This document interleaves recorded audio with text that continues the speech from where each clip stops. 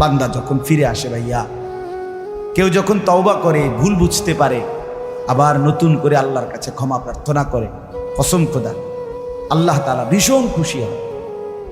হাদিসে আছে আল্লাহর কোনো বান্দা যখন তওবা করে, আল্লাহ তখন ফেরেশতাদেরকে বলে, আমার ফেরেশতারা 7 আসমান আর জান্নাত সাজিয়ে দাও। ফেরেশতারা জান্নাত সাজায়, আসমান সাজায়। ফেরেশতারা ডেকে বলে, রব্বুল আলামিন কি হলো যে কারণে আসমান সাজাইলেন, জান্নাত সাজাইলেন? রব্বুল আলামিন তখন বলে, আসলাহাল আবদু মাওলাহু, এক ভেগে যাওয়া গোলাম আজকে তার মনিবের সাথে সম্পর্ক ঠিক করে ফেলেছে।